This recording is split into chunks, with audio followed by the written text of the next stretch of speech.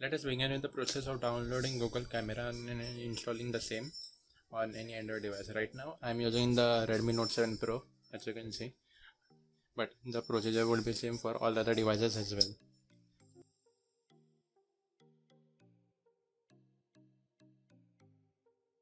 So first of all, you need to have Telegram on your phone. So right now I have installed Telegram and I have an account, as you can see. So right now I'm just simply going to search here for the GCam Finder bot. As you can see, this is a bot which you have to use. Now first of all, click on start and then it will send this right. Now click on GCam download. As you can see, it will ask you from the list of devices. As you can see, after picking up the Xiaomi, we have Redmi over here. After selecting that Redmi, as we know that ours is Redmi Note 9 SN Pro. So click over here. It is showing the Redmi Note 9 series.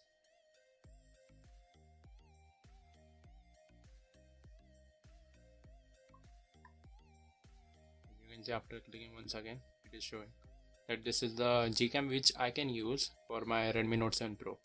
Well, there are a lot of various GCams available for each and every device, but this bot has included all the ones which are stable and have a balance of both stability and good photos also as well. So as you can see, now we are going to download the APK first. So it will open the GCam site, developer site. You can manually search for GCam mods on this site as well, but if you're someone who is new and don't have much knowledge about the same, it is very difficult to know which GCam you should download and so on. So this bot simply makes it easier. As you can see, these are this GCam which we can download. So we are just going to download the same. Just click close.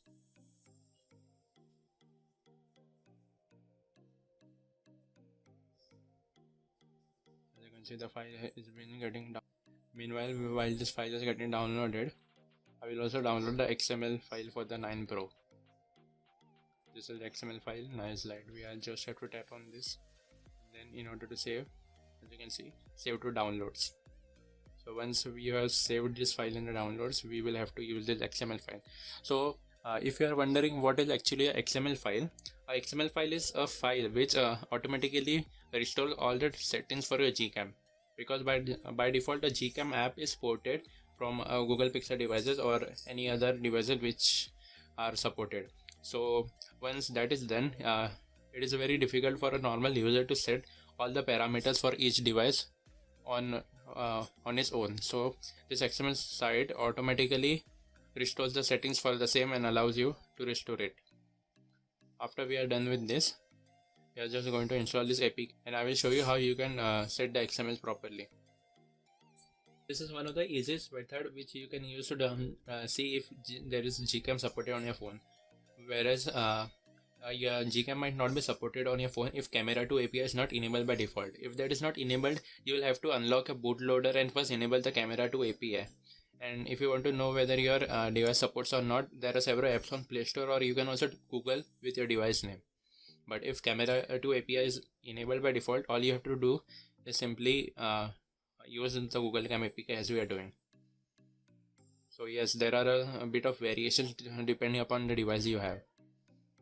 As you can see, now we have successfully done the GCam and this is running in a default HTML. So if you are wondering about what you have to do, so the file which you have downloaded, the file we simply have to move in this storage. As you can see, there is a GCam folder. If there is no GCam folder, then you need to manually create the GCam folder. And once a GCam folder is created, if you are using the GCam models version 7, then you have to create a config 7 folder and then just simply paste this XML file which you downloaded from Telegram.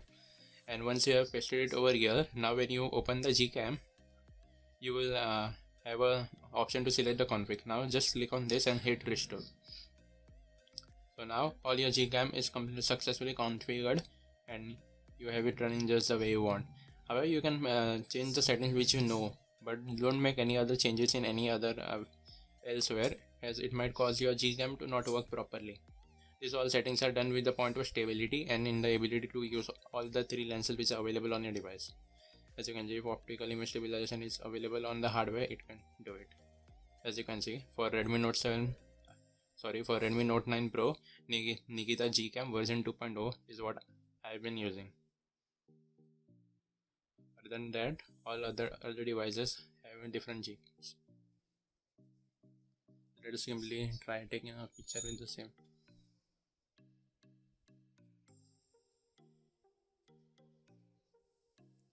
Where when you are using GCam, it might take a bit to process the photo which you are using, as you can see. Well, that is pretty much it for the video. But if you are new over here and you don't know whether or not GCam is better than your stock cam, then I have already made a camera comparison between Google camera and stock camera on the OnePlus 7 Pro. You can check it out over from the card on the top over here. I hope you found this video helpful, and also I will include the link for the Telegram bot in the description below, so it will be easier for you to do as well.